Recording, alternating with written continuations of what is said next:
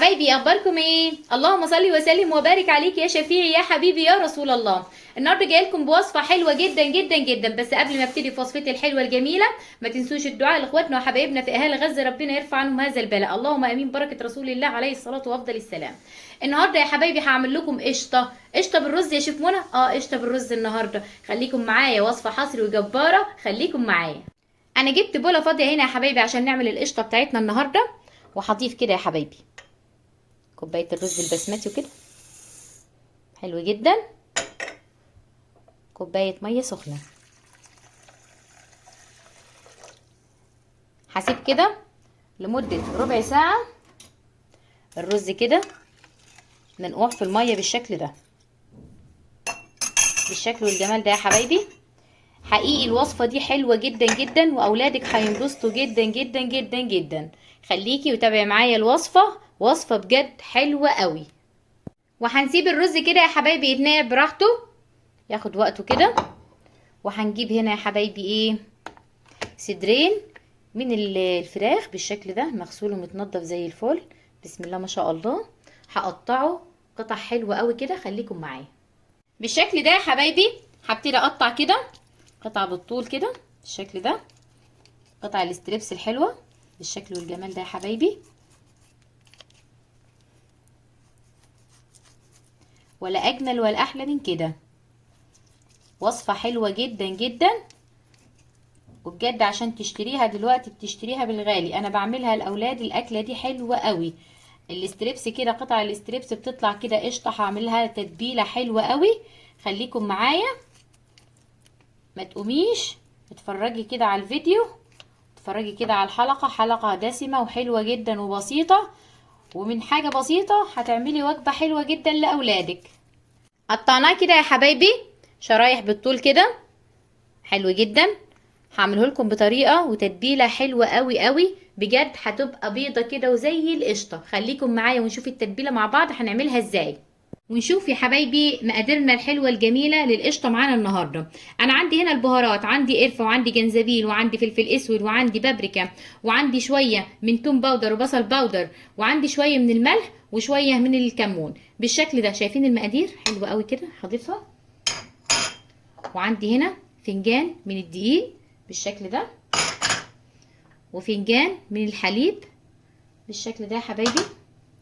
وعندي هنا نص فنجان من عصير البرتقال بيديله طعم حلو قوي. وعندي هنا حبايتين من البيض. حلو جدا، حلو قوي كده يا حبايبي. هدمج الخليط ده كله مع بعض كده، وهضيف هنا يا حبايبي معلقه من الخل. حلو جدا، مش عايزه اكتر من كده. طريقه حلوه وسهله بتخلي قطع الاستريبس زي القشطه بجد. حلو قوي كده يا حبايبي، شايفين بسم الله ما شاء الله عليها. تتبيله سهله، ولا اسهل ولا ابسط من كده. بالشكل ده يا حبايبي الخليط اندمج معايا. هبتدي اضيف قطع الاستريبس معايا او قطع صدور الفراخ بالشكل ده يا حبايبي. بالشكل ده يا حبايبي بقت بالشكل والجمال ده. هسيبها كده لمده ربع ساعه عشان نكمل باقي وصفتنا الحلوه. انا جبت حله يا حبايبي وحطيت فيها شويه من الزيت وحبه من اليانسون النجمي والليمون المجفف وحبه من الحبهان وعود من القرفه. هجيب هنا بصلايه مبشوره مع جزرايه مبشوره بالشكل ده يا حبايبي. انا طلعت ريحه البهارات الاول. الريحه بجد ولا اروع ولا احلى من كده، وطريقه سهله جدا. وطريقه الرز حلوه جدا، طريقه الرز البسمتي طريقه سهله جدا على فكره، طريقه حلوه دي يعني لازم تجربوها. حلو قوي كده يا حبايبي، شايفين ولا اروع ولا احلى من كده. بالشكل ده يا حبايبي انا ضفت الرز بعد ما صفيته حلو جدا. الريحه ولا اروع ولا احلى من كده. هسيبه كده لمده 3 ثواني كده. شايفين الجمال دي بالشكل والجمال ده يا حبايبي. انا ضفت ورقتين من اللورة وشويه من الكاري بالشكل ده. حلو قوي كده، تقليبه واحده بس. حلو قوي الشكل ده يا حبايبي. هبتدي هنا اضيف الميه بتاعتي وتكون سخنه جدا. كوبايه الرز دي معايا هتاخد كوبايه ونص من الميه بالشكل ده. بسم الله بالشكل ده. مفيش اسهل ولا احلى من كده، طريقة سهلة وبسيطة. بالشكل ده هظبط الملح بتاعي. الشكل والجمال ده يا حبايبي هسيبه يستوي كده على نار هاديه. حلو قوي، انا ظبطت الملح بتاعي بالشكل ده. لكل كوبايه رز من البسماتيو، كل كوبايه رز بتاخد كوبايه ونص من الميه المغليه بالشكل ده. هسيبه كده يستوي وهنشوف هنعمل ايه مع بعض يا حبايبي. ورجعنا مع بعض يا حبايبي. انا جبت هنا كوبايتين من الدقيق، وهنا 3 معالق من النشا، ومعلقه كبيره من البيكنج باودر، ومعلقه كبيره من الزعتر. بالشكل والجمال ده هبتدي اقلب الكفر بتاع قطع الاستريبس معايا بالشكل ده.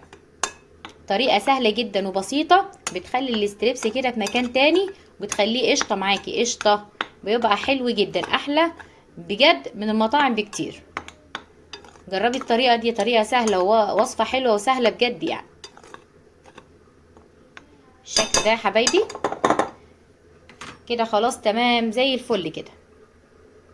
وهجيب يا حبايبي قطع الاستريبس بالشكل ده في الكفر، وانفضها بالشكل ده. شايفين انا عايزاها تبقى بالشكل ده، هتديكي شكل المطاعم واحلى كمان. طريقة سهلة. نعمل غيرها بالشكل ده واقلب كده في كل الاتجاهات بالشكل ده.